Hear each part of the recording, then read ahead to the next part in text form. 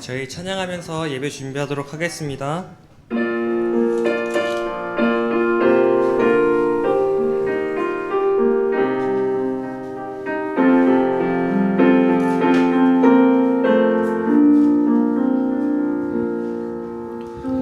너의 하나님 여호와가 너의 가운데 계시니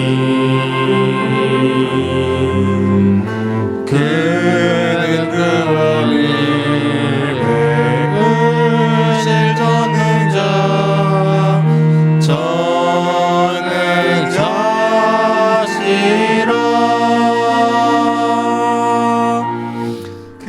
달고 오묘한 그 말씀 생명의 말씀은 귀한 그 말씀 진실로 내 생명 되도다. 나의 길과 믿음 밝히 보여주니 아름답고 귀한 말씀 생명샘이로다. 아름답고 귀한 말씀 생명샘이로다.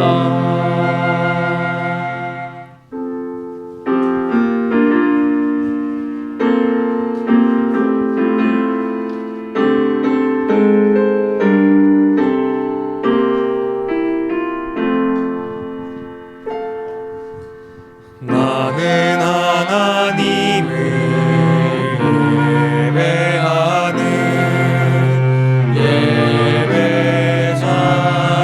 예배자입니다.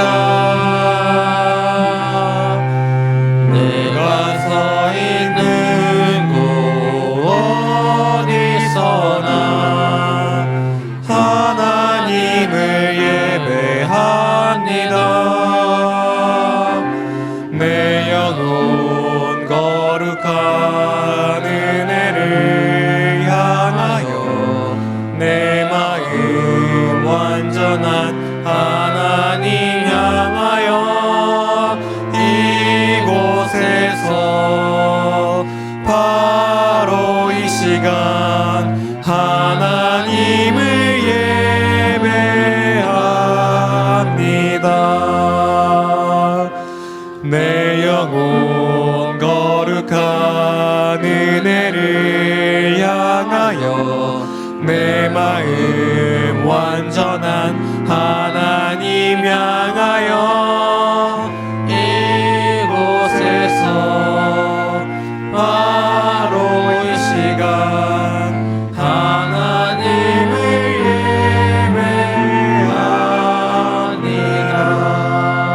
예배합니다. 오늘 초청 말씀입니다.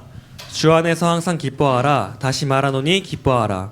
여러분들을 하나님의 거룩한 예배로 초청합니다.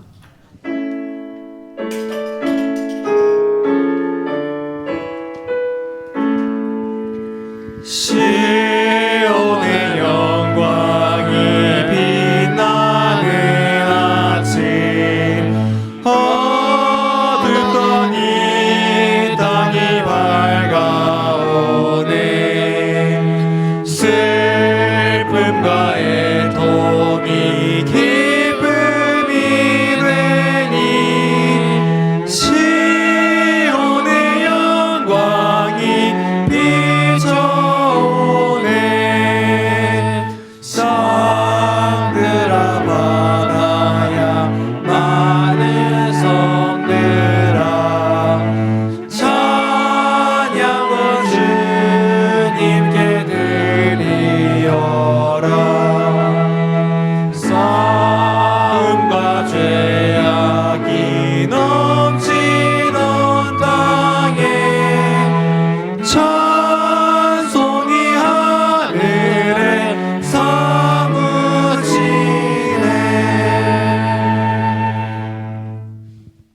하늘에 계시는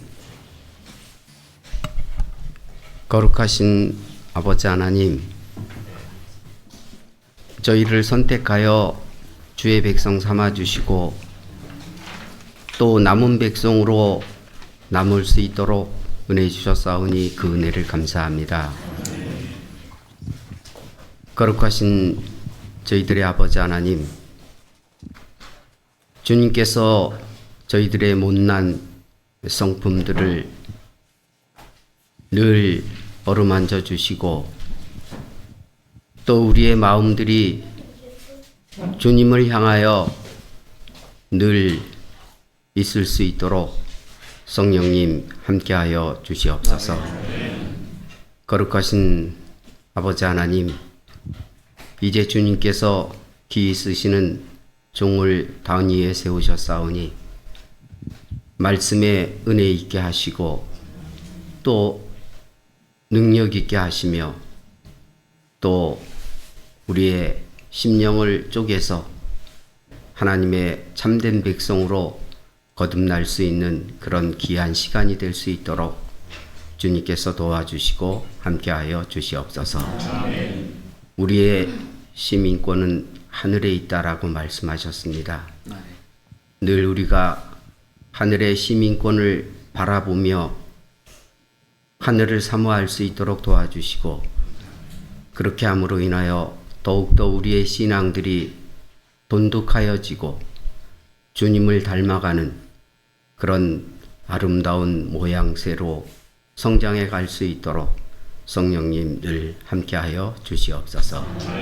주님 오시는 그날까지 우리의 가족들과 또 우리의 형제들 또 우리의 자녀들을 주님께서 잘 지켜 돌보아 주시고 또 우리가 그들의 신앙의 본이 될 수 있는 그런 삶을 살아나갈 수 있도록 주님 함께하여 주시옵소서. 예수님의 이름으로 간절히 기도합니다. 아멘.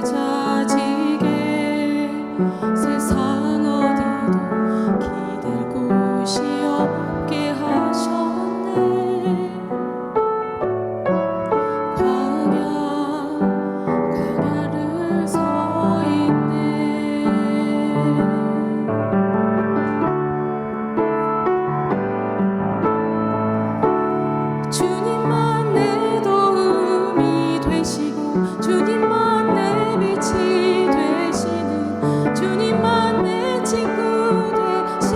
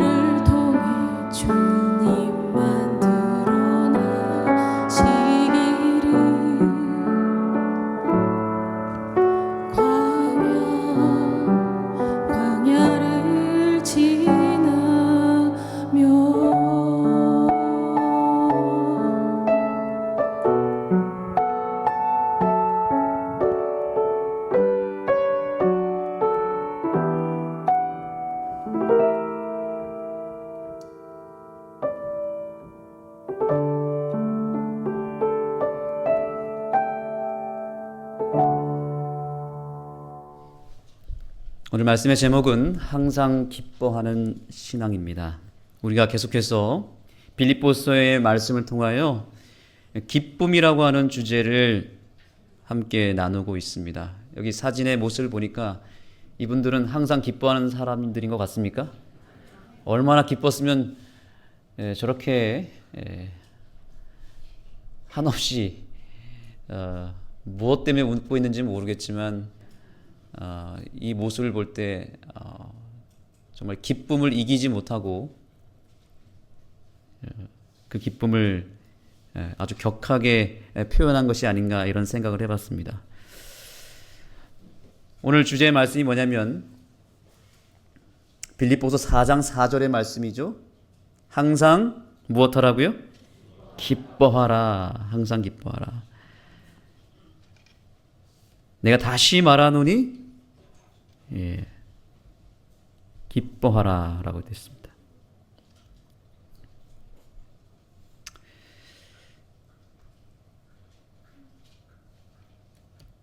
네, 빌립보서 4장 4절입니다. 다시 보겠습니다. 주 안에서 항상 기뻐하라. 내가 다시 말하노니 기뻐하라.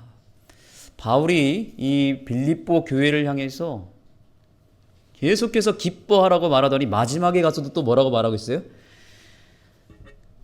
다시 말하노니 항상 기뻐하라고 이야기합니다. 왜 이렇게 기뻐하라고 반복해서 이야기했을까요? 가만히 보면 교회가 하도 웃지 않으니까 이런 말을 하지 않았을까 이런 생각을 했습니다. 지독하게 웃지 않는 교회, 기뻐하라고 그렇게 얘기해도 여전히 웃지 않는 교회를 향해서 바울은 제발 무엇하라고요? 기뻐하라 라고 이야기했던 것 같습니다. 오늘날 교회는 마치 웃지 않는 사명을 띠고 이 땅에 태어난 사람들의 집합소가 아닌가 하는 생각을 할 때가 있습니다. 아주 기뻐하지 않기를 오늘도 작정하고 오셨죠? 나는 오늘 절대로 웃지 않으리라. 경건한 예배 시간에 나는 무슨 수를 써서라도 웃지 않겠다라고 아주 결심을 해서 이 자리에 앉아 있는 분들이 계신 것 같아요. 여러분들의 표정을 보면은 목사님 무슨 말을 해도 저는 웃지 않을 겁니다. 라는 사명감을 가지고 저를 이렇게 노려보시는 분도 계신 것 같습니다. 세상에서 가장 재미없기로 소문난 교회가 재림교회라고 하는 희한한 소문이 있습니다. 저는 이 소문에 대해서 부정하고 싶습니다. 사실 교회가 부흥하려면요, 일단 기본적으로 재밌어야 됩니다. 맞습니까? 이 학생들이 재미가 없으면 교회를 절대 오지 않습니다. 그런데 오늘 보니까 학생들이 명절 이 안식일을 맞이했음에도 불구하고 학생들이 저기 온 것 보니까 우리 교회는 어떤 교회다? 그래도 좀 재미가 있는 교회구나. 우리 학생들만 대답해 보겠습니다. 우리 하늘숲 교회가 재밌는 교회인가요? 대답이 없습니다.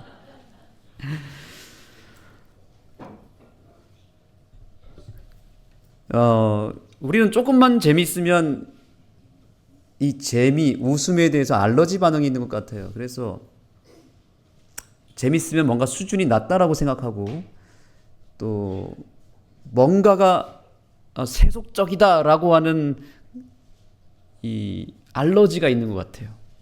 심지어 성전 안에서, 교회 안에서는 웃음조차도 내서는 안 된다라고 하는 인식이 깔려 있는 것 같습니다. 실제로 어떤 교회는 교회에서 웃지 못하게 만들어요. 박수도 치지 못하게 하고 웃으면 그거는 아주 불경건하다라고 강조하는 경우도 있습니다. 여러분 어떻게 생각하십니까? 벌써 제가 이렇게 얘기하니까 웃지도 않고 맞다고 이렇게 고개를 끄덕거리시는 것 같기도 합니다. 여러분, 사람이라고 하는 것은 원래 좀 새로운 것이 왔을 때, 새로운 것을 만났을 때, 신선한 것을 볼 때에 기뻐하게 되어 있습니다. 하나님께서 인간을 창조하시고 어디다가 두셨다고 말하고 있죠? 에덴에 두셨다고 말하고 있죠. 근데 이 에덴이라고 하는 단어의 뜻이 무엇인지 아십니까? 에덴이 뭐예요? 에덴. 에덴은 기쁨이란 뜻이에요. 그러니까 최초의 교회였던 에덴 동산은 무엇이 넘쳤던 교회예요? 기쁨이 넘쳤던 교회였습니다.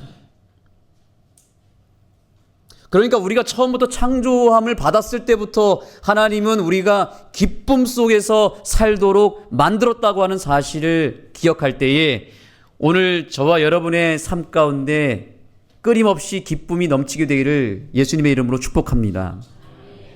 그런데 여러분, 왜 에덴이라고 하는 동산이 기쁨의 동산이 되었을까요? 왜 에덴이 기쁨일까요?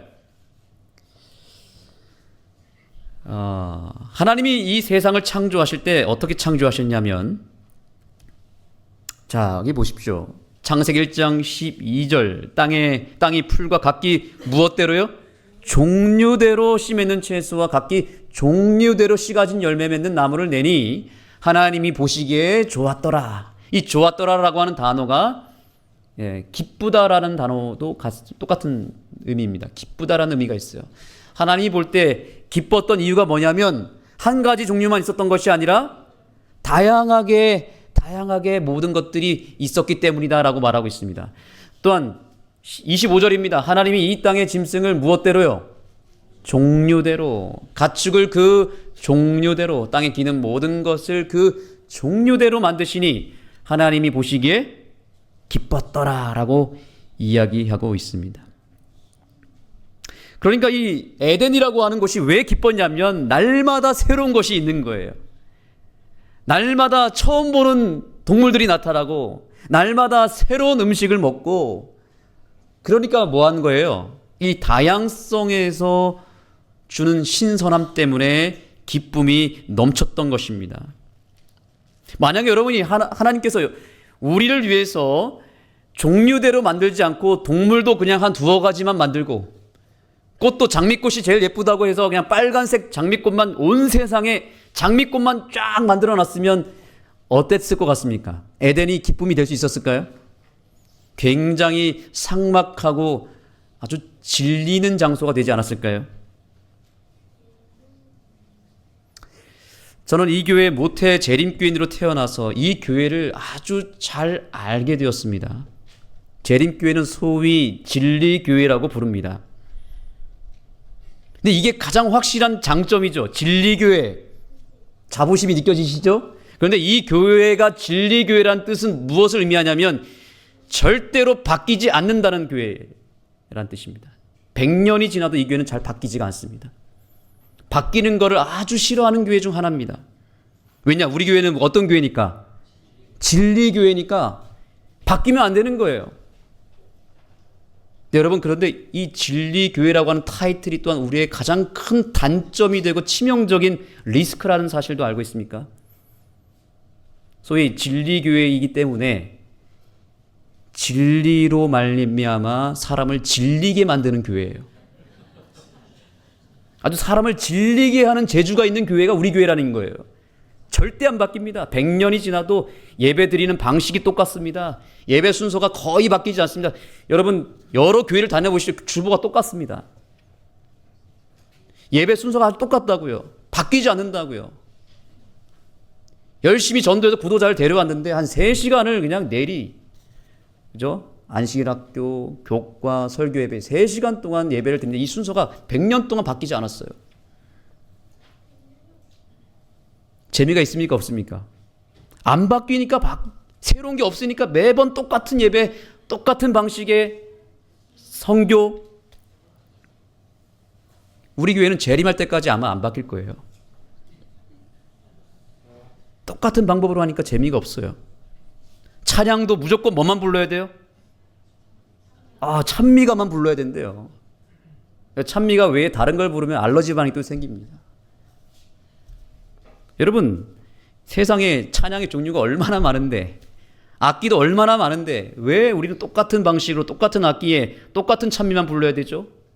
하나님은 종류대로 세상을 만드셨고 종류대로 모든 것들을 다양하게 만드시고 우리에게 제시하고 있는데 왜 새로움에 대한 알러지가 있냐는 거죠. 심지어 우리 교회는 교회 간판 글씨체도 바꾸지 않습니다. 딱 저는 그 글씨체가 너무 싫어요. 간판이 그냥 똑같아요. 딱 보면 우리 교회구나 알아요. 글씨체만 보면 알아요. 절대 바뀌지 않습니다. 그 글씨체 하나 바꾸는데 시간이 오래 걸려요. 여러분, 그런데 우리 교회를 조금만 벗어나서 우리가 교회 밖을 좀 한번 좀 돌아봤으면 좋겠습니다.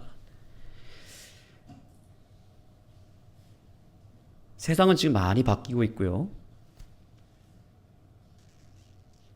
우리 교회 빼고 다른 교회는 이미 많이 바뀌었습니다. 세상의 눈높이에 맞춰서 다양하게 시도하고 있습니다. 삼성 이건희 회장이 그런 얘기했습니다. 뭐 빼고 다 바꿔라? 마누라 자식 빼고 바꿀 수 있는 건 다 바꿔라. 그래서 삼성이 위기를 만났을 때 진짜 본질을 제외한 모든 것을 싹 갈아치웠습니다. 그래서 그 혁신에 성공을 해서 삼성이 지금 인류 기업이 된 것입니다. 여러분, 오늘날 우리 교회가 좀 사람들에게 행복을 줄 수 있고 기쁨을 줄 수 있는 교회가 되려면요, 예수 그리스도라고 하는 본질을 제외한 나머지는 바꿀 수 있어야 됩니다. 변화될 수 있는 용기가 우리 교회에 있었으면 좋겠습니다. 그렇지 않으면 우리가 재미없는 교회가 되는 순간 아무리 사람들 데려와 보십시오. 다 도망갑니다. 새로운 방식으로 찬양도 할 수 있어야 되고, 새로운 방식으로 예배를 드릴 수 있어야 되고, 새로운 방식으로 메시지를 전할 수도 있어야 되고, 새로운 방식으로 선교도 할 수 있어야 됩니다. 독특하면서 아무나 하지 않는 방식으로 선교를 할 때 거기서 사람들은 신선함을 느끼고 재미를 느끼고 매력을 느낀다라고 하는 사실이죠. 저는 하늘숲 교회에서 목회하는 것이 참 행복한 이유가 뭐냐면 이 교회는 변화를 두려워하지 않는다는 사실입니다. 본질을 확실하게 붙잡은 상태에서 바꿀 수 있는 것은 얼마든지 바꿀 수 있는 용기가 있는 하늘숲 교회가 있기에 저는 이 교회가 희망이 있다라고 생각을 하는데, 여러분들 어떻게 생각하십니까? 우리가 교회의 여러 전통을 잘 고수하는 것도 중요하지만 버릴 수 있고 바꿀 수 있는 것은 과감하게 바꿀 때 그것이 사람을 질리지 않게 만드는 것입니다. 더 이상 우리 교회가 진리로 사람을 질리게 하는 교회가 아니라 진리의 말씀을 지혜롭게 잘 증거할 수 있도록 새로움과 다양함을 가지고 우리의 가진 가치를 다양한 방식으로 나눠줄 수 있는 재미가 있고 감동이 있는 교회, 사람들에게 기쁨을 줄 수 있는 교회가 되기를 예수님의 이름으로 축복합니다. 그런 의미에서 여러분들에게 오늘 시 한 편을 선물로 드립니다. 제목은 사막년이라고 하는 시입니다. 3학년 박성우. 미숫가루를 실컷 먹고 싶었다. 부엌 천장에서 미숫가루통을 훔쳐다가 동네 우물에 부었다. 사카린이랑 슈가도 몽땅 털어 넣었다. 두레박을 들었다 놓았다 하며 미숫가루를 저었다. 그 다음이 앞걸입니다. 뺨따기를 처음으로 맞았다. 자, 이 시를 듣고도 웃지 않는 사람은 전통적인 재림교일입니다. 근데 이 시를 듣고 웃은 사람은 아주 희한한 재림교일입니다. 여러분 다 웃으신 거 보니까 우리 교회는 다 희한한 사람들만 있는 것 같습니다. 여러분, 신앙이라고 하는 것은 절대로 무거운 것이 아닙니다. 아주 기쁜 것이고요. 어떤 면에서는 좀 가벼워야 합니다. 예수님께서 말씀하셨잖아요. 무거운 짐은 다 나에게 가져오고 쉽고 가벼운 멍에를 메라 그랬어요. 그러니까 그 얘기가 뭐냐면 스트레스 받고 인상 팍 쓰면서 신앙생활 하지 말고, 염려하지 말고, 나한테 모든 짐은 다 맡기고 그저 기뻐하고 해맑게 웃으면서 행복하게 신앙하라고 주님께서는 말씀하셨다 이 말입니다. 자, 이제 그러면 항상 기뻐하는 신앙이 과연 무엇인가를 좀 살펴봅시다. 첫 번째, 주 안에서 기뻐하게 되기를 소망합니다. 주 안에서 기뻐한다는 게 무엇일까요? 우선 우리가 이 기쁨에 대해서 생각할 때 우리가 언제 기뻐하는지를 좀 생각해 봅시다. 우리가 처음부터 기뻐하도록 설계를 받고 창조함을 받았고 기쁨이라고 하는 에덴에 살게 되었는데 하나님께서는 처음에 우리에게 하나님 안에서 주 안에서 얻는 기쁨을 허락해 주셨습니다. 그런데 죄로 말미암아 이 기쁨이 사라져 버렸어요. 하나님이 주시는 이 영적인 기쁨이 사라져 버렸다는 거죠. 그래서 기쁨에는 두 종류가 있습니다. 하나님이 주시는 하늘의 기쁨이 있고 세상이 주는 세속적 쾌락이 있습니다. 이것을 잘 구분해야 됩니다. 이 둘의 결정적인 차이는 무엇이냐면 중독이라고 하는 부작용이 있고 없고의 차이입니다. 세상이 주는 기쁨은 마치 마약과 같아서 그 쾌락의 상태를 유지하기 위해서 계속해서 더 강하고 더 자극적인 것이 들어가야만 기쁠 수 있습니다. 그래서 이때 우리 몸에 어떤 호르몬이 나타나냐면 도파민이라고 하는 호르몬이 나타나게 되어 있습니다. 이 도파민이 딱 분비가 되면요, 마치 하늘을 나는 것처럼 굉장히 기분이 좋아집니다. 그러다가 이것이 딱 끊어지면 어떤 현상이 나타나면 금단 현상이 나타나게 나면서 갑자기 급성적으로 마음이 침울해지고 슬퍼지고 우울해집니다. 이것은 사단이 던지는 미끼입니다.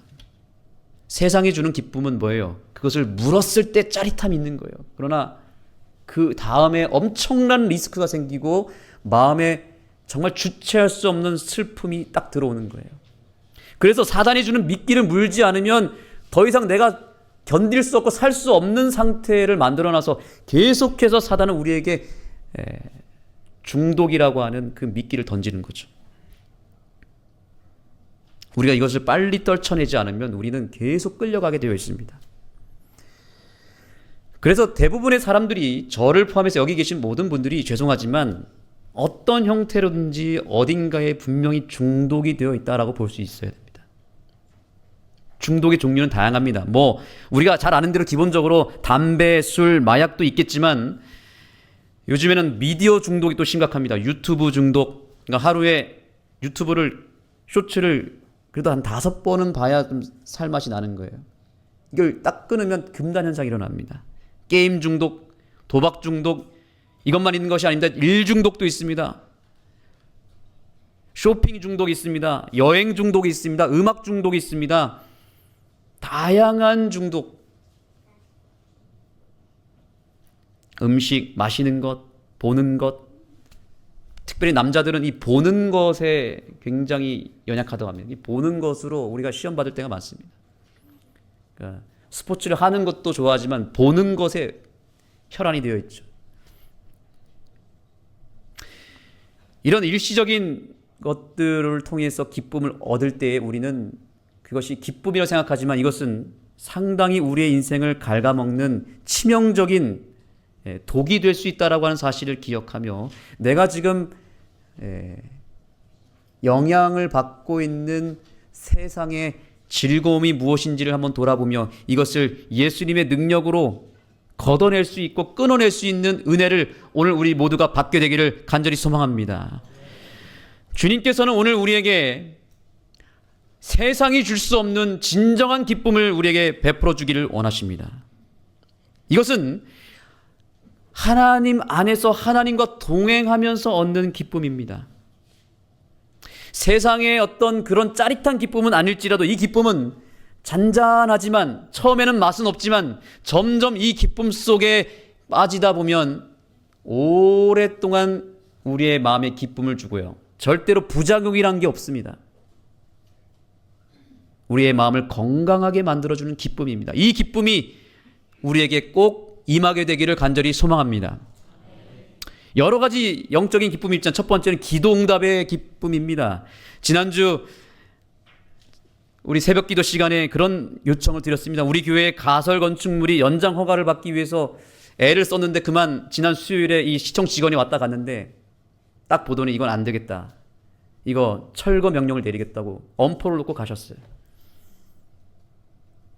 그래서 결국에는 어떻게 그 다음날 새벽기도 때 우리 새벽기도 동지들에게 기도 요청을 드렸습니다. 우리 교회가 이 가설 건축물이 유지가 되어야 일단은 이 공간을 확보할 수 있을 뿐만 아니라 수습 학교가 진행하는데 어려움이 없는데 이걸 다 철거하면 철거 비용도 들고 이것도 누가 하겠습니까? 철거하라 그러면 골치 아프죠. 그래서 기도 요청을 드렸더니 아마 그날 새벽에 많은 분들이 기도를 해주셨던 것 같아요.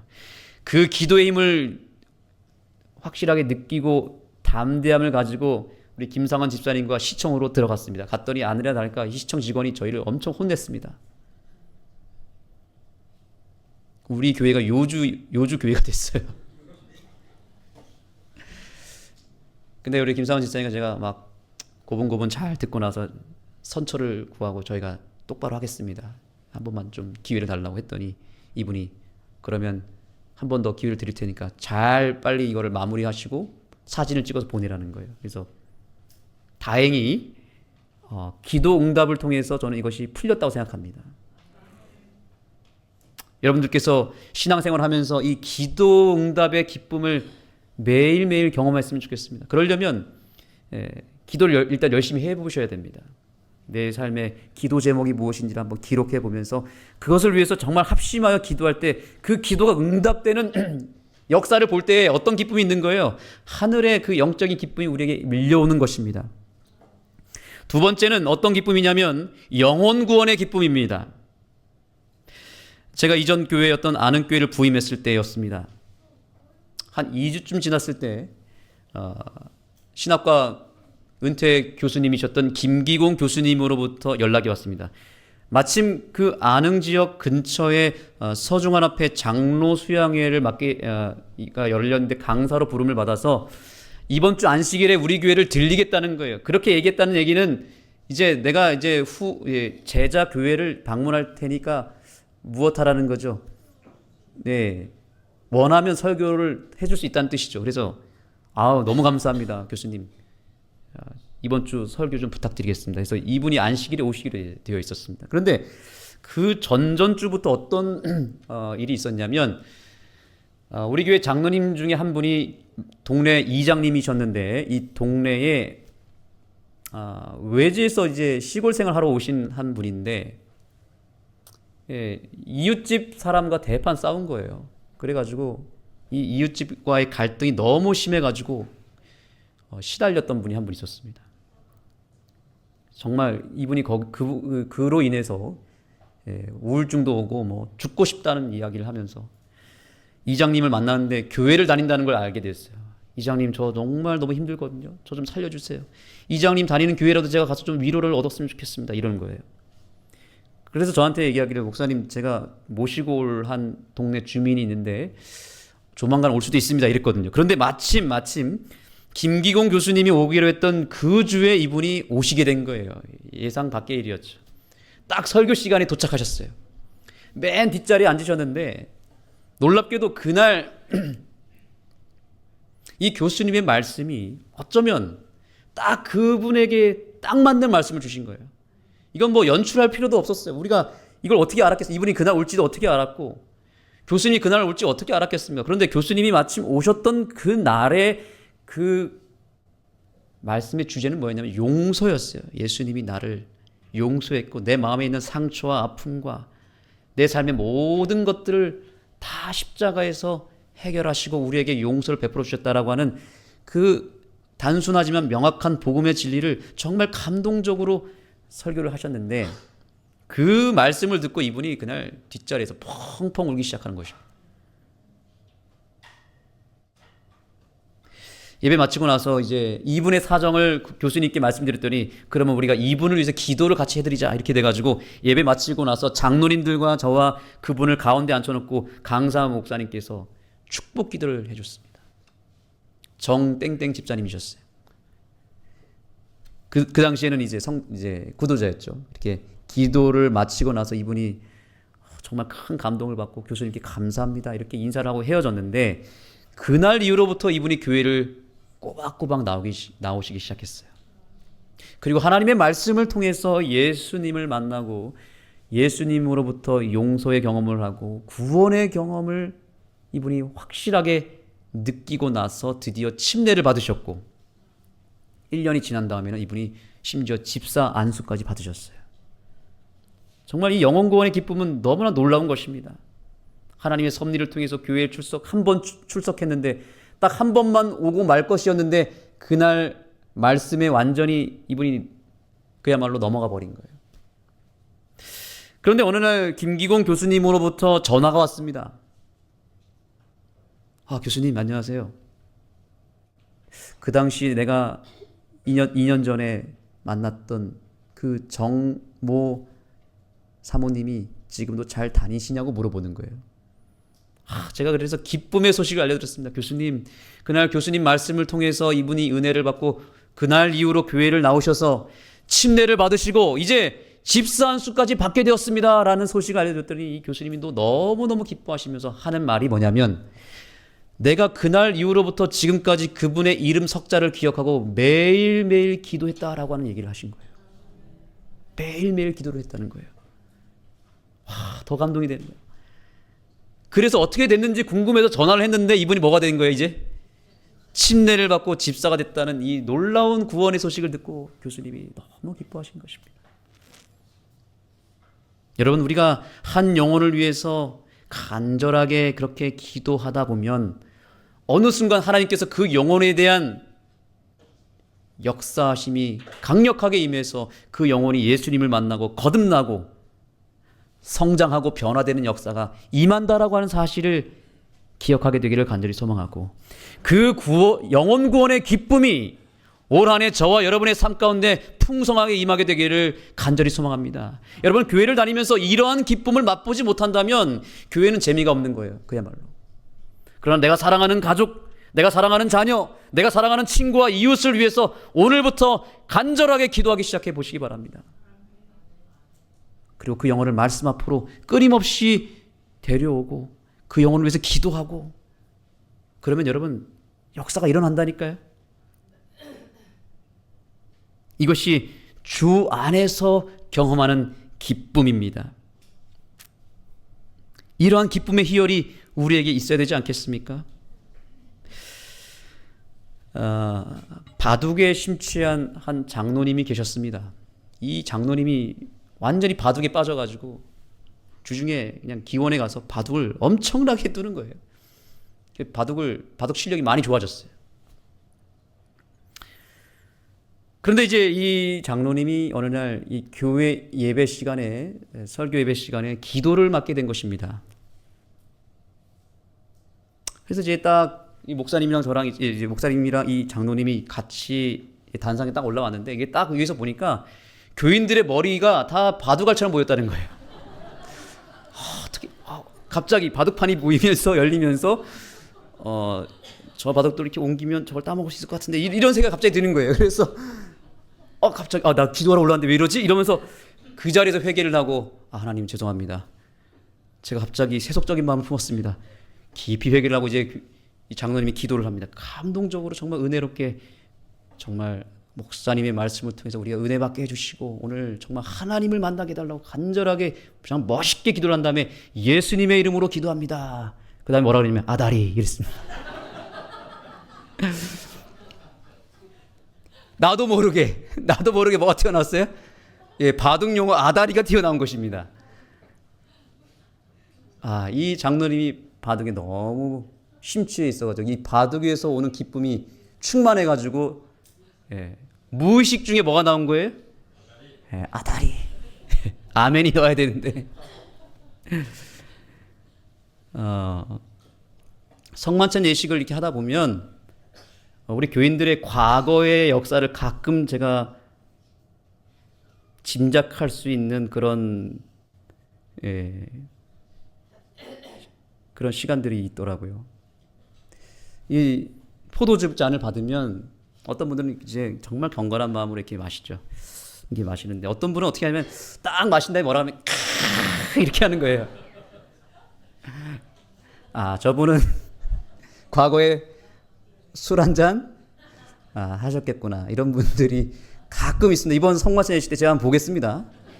마시고 나서 꼭 생긴 것도 술잔처럼 생겼잖아요. 그죠?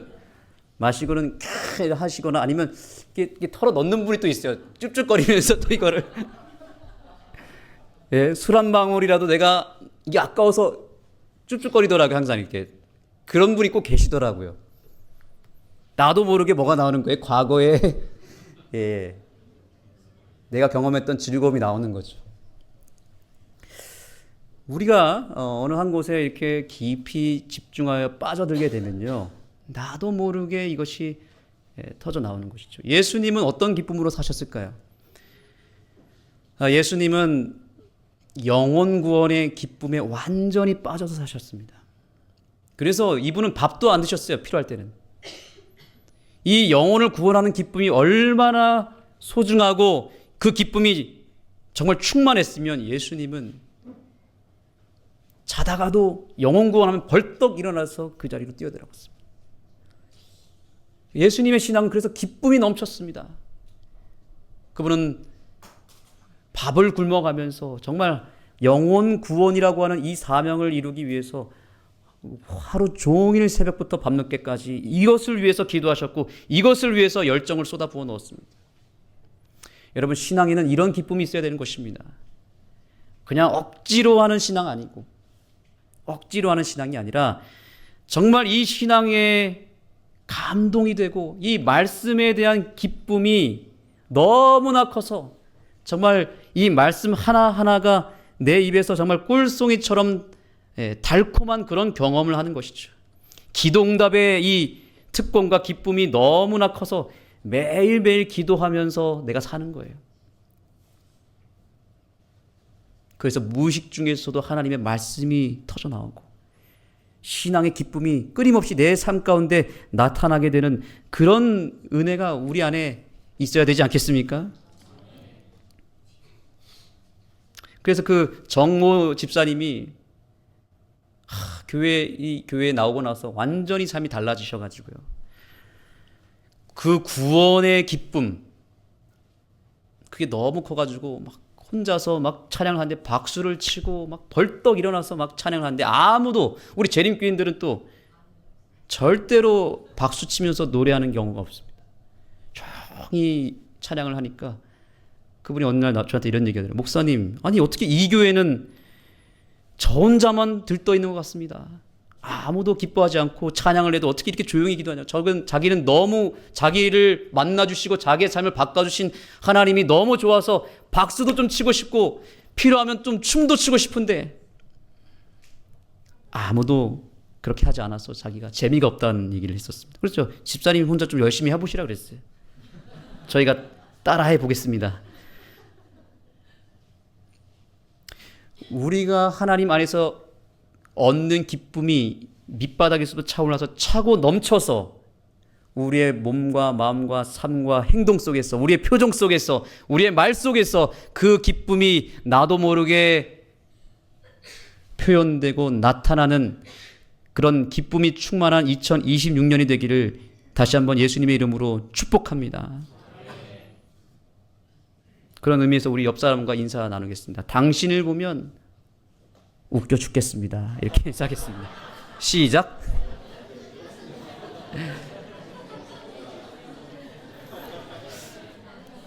당신을 보면 아주 웃겨 죽겠습니다. 우리가 좀 이런 분위기 속에서 신앙해야 되지 않겠습니까? 이렇게 당신을 보면 당신을 보면 기분이 나쁩니다. 우울해집니다. 이게 아니라 바라만 봐도 뭐 하는 거예요? 바라만 봐도 웃겨 죽겠네. 저분의 표정과 저분의 말과 너무 재밌어. 이 교회 너무 행복해. 이게 막 기쁨이 터져 나와야 되거든요. 한순간 목사님 보면 웃겨 죽겠습니다. 이건 좀 그렇죠. 제가 또 한없이 경건하면 여러분 오늘 여기 다 재울 수 있습니다. 굉장히 제가 경건하게 할 수 있습니다. 그러나 제가 모태 재림신앙으로 살아보니까 이렇게 하면 내가 죽겠더라고요. 그래서 전 이제 그 신앙 버려버렸어요. 여러분들이 경건하고 뭐 조용한 신앙 여러분들이 집에 가서 하시고 여기 하늘숲교회 와서는 그저 신나고 재밌게 행복하게 웃으면서 신앙을 했으면 좋겠습니다. 다시 한번 그런 의미에서 이 말씀을 큰 목소리로 읽어보겠습니다. 시작. 주 안에서 항상 기뻐하라.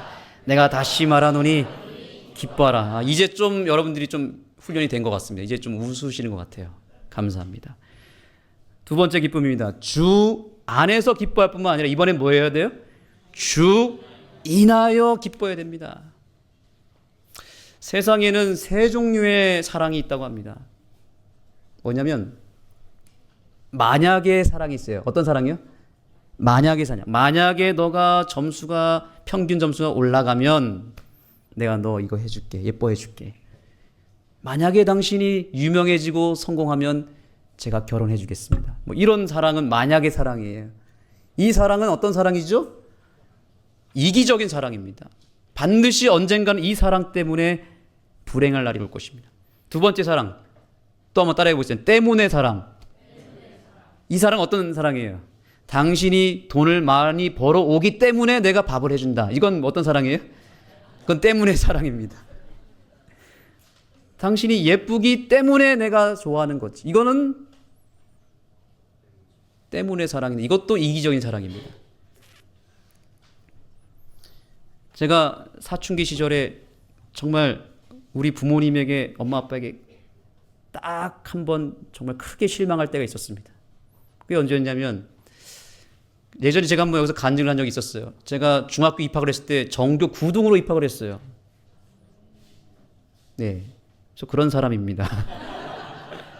물론 저희 아버지가 선택했던 그 시험지가 거의 뭐 90% 이상이 나와버렸기 때문에 그걸 달달 외워서 갔기 때문에 1등 하지 못한 게 오히려 문제였죠. 실수를 몇 번 해가지고 9등이 됐어요. 그러니까 이제 부모님이 저에 대한 기대가 컸던 거예요. 정교 9등, 삼육학교에 9등으로 입학했으니 얼마나 대단합니까? 그래가지고 이제 제가 그때 영재반이라고 하는 곳에 들어갔습니다. 정교 30등까지만 들어가는 영재반이 있었어요. 근데 그 학기에 바로 들통이 나버렸어요. 제 실력이. 바로 밀려나가지고 그 당시에 이제 선행학습을 한다고 고등학교 수학을 가르치는데 못 알아듣겠는 거예요. 그래서 저만 밀려나고 다 이제 영재반, 거기는 이제 외고 뭐 과학고를 가는 코스예요. 밀려나가지고 이제 아버지한테 혼나고 80등, 90등 밖으로 밀려나기 시작했습니다. 그래가지고 이제 부모님이 저한테 과외를 시키는 거예요. 이 한번 그 정상의 맛을 보니까 이제 부모님도 이제 투자를 하고 싶어가지고 없는 살림에서 과외를 시켰는데, 수학 과외를 시켰는데 그만 그 학기에 수학을 제일 못 봤습니다. 그래가지고 부모님이 제가 살고 있는 기숙사까지 뛰쳐 올라오셨어요. 지방에서. 너 내가 과외까지 시켰는데 이게 뭐냐고 막 혼을 내면서, 도대체 너 여기서 놀고 있는 건지 뭐 하는 거냐고 막 저한테 막 소리를 지르고 막 혼을 내는 것입니다. 얼마나 화가 나셨겠어요. 과외를 처음으로 시켜줬는데 그걸 제일 못 봤으니까. 제가 소리를 했어요. 아니 누가 과외를 시켜주라고 했냐고.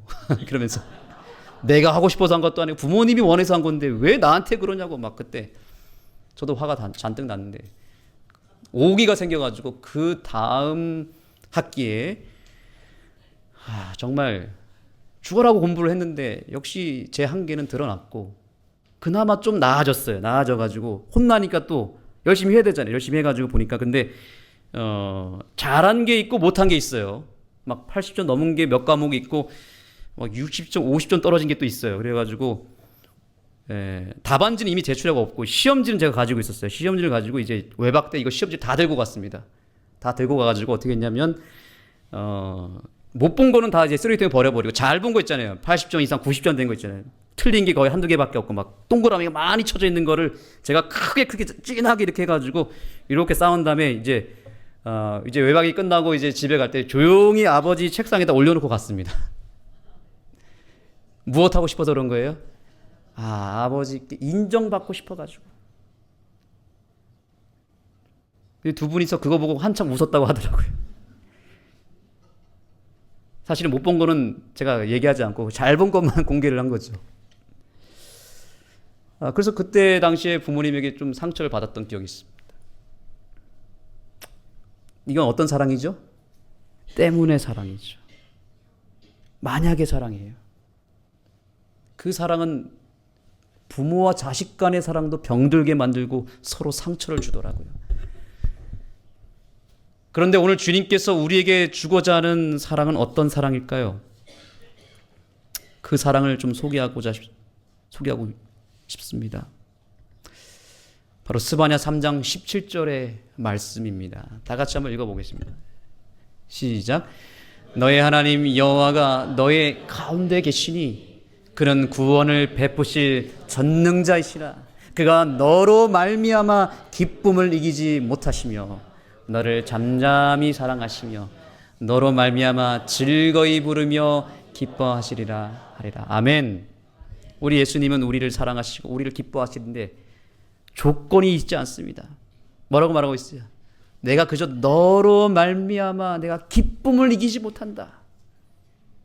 너로 말미암아 즐거이 부르며 기뻐하리라. 그냥 내 존재 자체를 그냥 있는 그대로를 기뻐하시고 용납하시고 사랑해 주시고 그런 나를 또한 무엇까지 한대요? 너무 기뻐서 너만 바라만 봐도 난 너가 너무 기쁘고 너가 자랑스럽다. 이 사랑이 오늘 우리에게 필요한 것입니다. 여러분 명절이 다가왔습니다. 여러분이 절대로 가족 간에 하지 말아야 될 세 가지 말이 있습니다. 너 어느 대학 갔니? 이거. 그 다음에 또 뭐예요?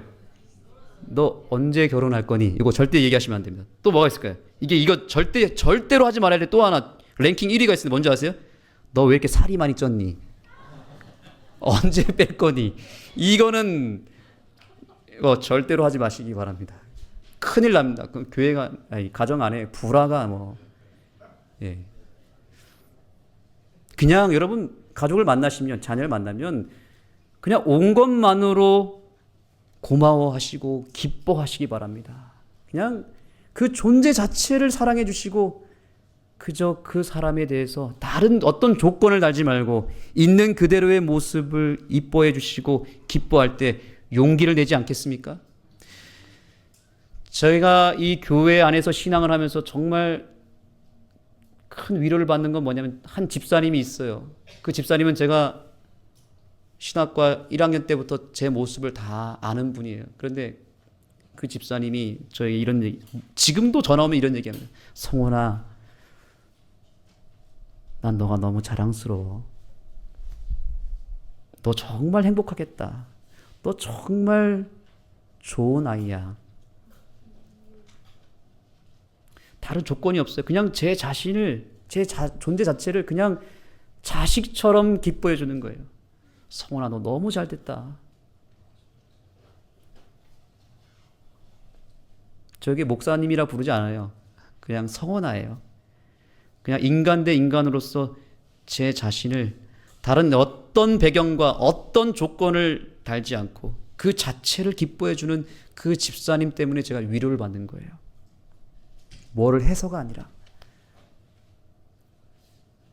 여러분, 이런 기쁨을 이 교회 안에서 누려보지 않겠습니까? 이번 한 주일 동안 우리 국민들에게 큰 기쁨을 준 우리 여학생이 있습니다. 동계올림픽에서 금메달을 처음으로 이 설상 종목에서 우리나라 최초의 금메달을 따낸 최가온이라고 하는 이 선수가 이 스노보드 묘기를 하는데 그만 이 세 번의 이 도전을 하는데 첫 번째 도전을 할 때는 높이 떠가지고 기가 막히게 이렇게 회전을 하는데 그만 추락을 하고 이 땅에 아주 크게 떨어져서 거의 큰 부상을 안고 이 대회를 접어야 되는 상황까지 이르렀습니다. 정말 크게 넘어졌어요. 머리부터 떨어졌나요? 그래서 이제 주변에서 다 포기를 한 거예요. 아, 이제 끝났구나. 이 선수는 다음을 기약해야 되구나. 이미 그 전부터 허리 수술을 3번이나 해가지고요. 이렇게 크게 떨어진 거는 이건 끝났다라고 보고 심지어 그 방영을 했던 그 TV 그 방송국은 이미 이제 가망이 없다라고 보고 이미 다른 종목으로 그냥 이 방영을 돌렸다고 하더라고요. 이제 두 번째 도전을 해야 되는데 이 선수가 다시 내가 일어나서 그래도 내가 아픈 몸을 가누고 해야겠다라고 하는 용기를 얻었던 이유는 바로 아버지였다라고 말합니다. 그 현장에 있었던 아버지에게 전화를 했는데 아버지가 어떤 이야기를 했는지 한번 보겠습니다. 영상으로 좀 보도록 하겠습니다. 포기하지만 말아봐. 최가온을 일으켜 세운 건 아버지의 한마디였습니다. 세 번의 허리 수술이라는 트라우마를 딛고 일어난 18살 최가온. 최가온의 용기는 금빛 기적을 만들었습니다. 양빈영 기자입니다. 금메달이 확정된 순간 최가온은 아버지와 뜨거운 포옹을 나눴습니다. 경기 내내 꾹 참았던 눈물이 한꺼번에 터져 나왔습니다.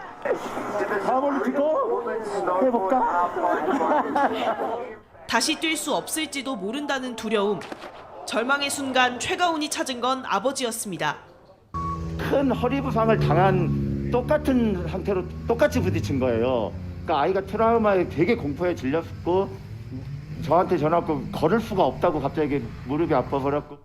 아버지는 보드를 위해 3번의 허리 수술까지 견딘 딸이 모든 걸 포기할까 걱정됐습니다.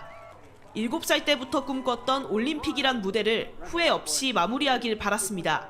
좀만 기다려봐, 포기하지만 마봐. 그냥 올림픽이니까 네 조그만 런이라도 보여줄 수 있으면 기다렸다가 해, 그랬는데. 이 한마디가 최가온을 다시 슬로프 위에 세웠습니다. 결연한 표정으로 선 3차 시기 마지막 단 한 번의 기회. 용기를 내 모든 힘을 쏟아부었고 완벽한 5번의 점프를 완성했습니다. 어디서 누굴 닮아 그처럼 정신력이랑 그 성질이 나오는지 모르겠어요. 정말 지기 싫어하고 뭐 고집이 좀 세지만 정말 대단한 것 같아요. 딸이지만 제가 그냥 딸한테 존경한다고 말하고 싶어요. 두려움을 딛고 날아오른 최가온. 그 도전이 대한민국 스포츠의 새로운 역사가 됐습니다. 금메달만큼이나 빛난 건 최가온의 용기였습니다. JTBC 양빈현입니다. 무엇 때문에 용기를 냈다고요? 아버지의 그 말 한마디. 포기만 하지 마. 너는 그동안 여기까지 오느라 수고 이미 많이 했고 그냥 아무것도 생각하지 말고 너가 할 수 있는 만큼만 해. 그냥 그 자체를 기뻐해주고 그 자체를 존중해주고 인정해줬더니 이 딸이 용기를 얻어서 정말 다리를 쩔뚝거리면서도 마지막 3차 도전을 통해서 완벽한 연기를 통해서 금메달을 목에 거는 이 놀라운 기적을 만들어내지 않았습니까? 저는 이 최가온 선수를 보면서 오늘날 나 자신을 또 돌아보게 되었습니다. 내가 넘어지고 실패하고 1차, 3차 계속해서 실패했지만 주님은 오늘 우리에게 말하기를 포기하지만 마. 넌 이미 잘하고 있어. 넌 할 수 있어. 내가 응원해 줄게. 내가 뒤에서 너를 지켜주고 있잖아. 내게 능력 주시는 자 안에서 내가 모든 것을 할 수 있느니라.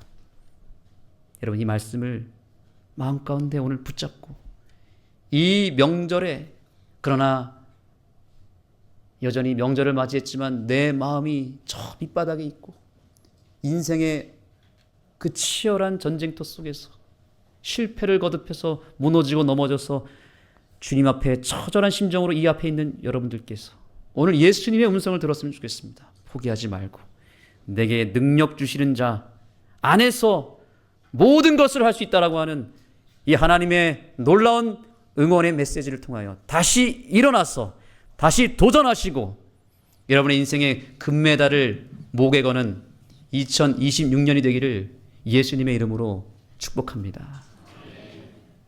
이제 준비된 찬양을 통해서 나를 있는 그대로 받아주시고 기뻐하시고 용납하시고 구원하시는 그 예수님을 생각하며 여러분 마음 가운데 준비하신 헌물을 드리시고 헌금을 다 드린 이후에는 개인적으로 음악이 마칠 때까지 개인 기도 하시기 바랍니다.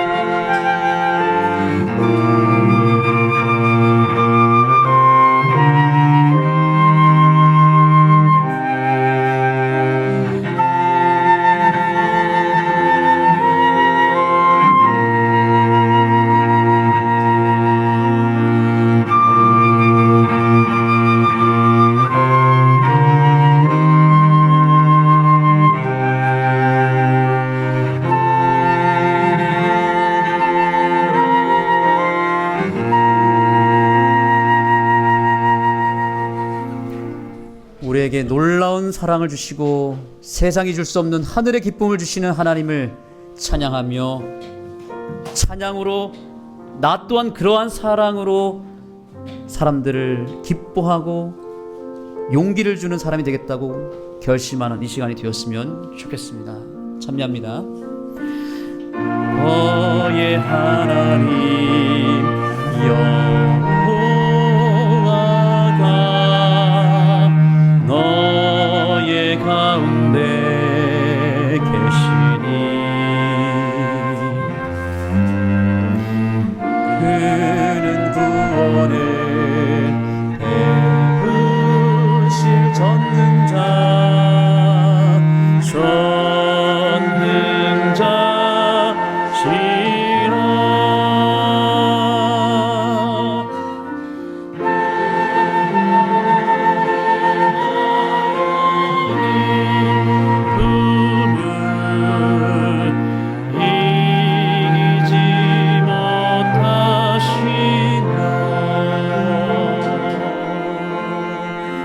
너를 잠잠히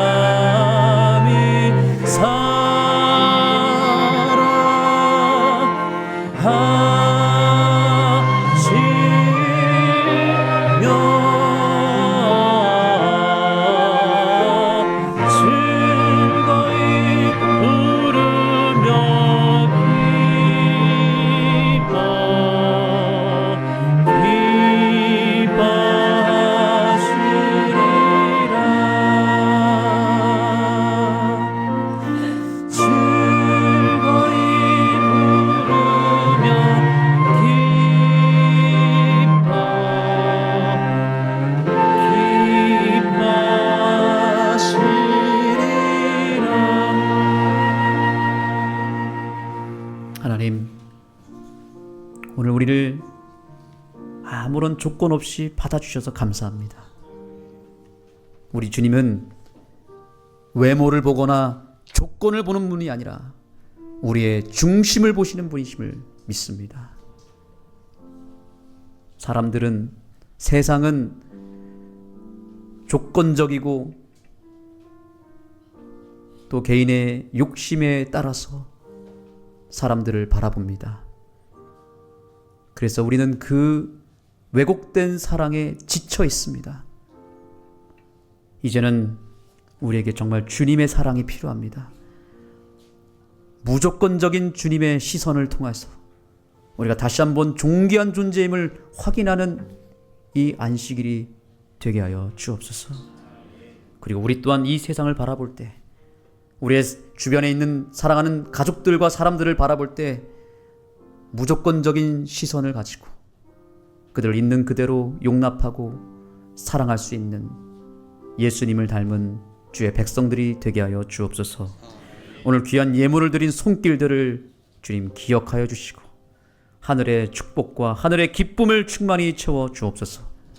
감사드리며 예수님의 이름으로 간절히 기도드립니다. 아멘.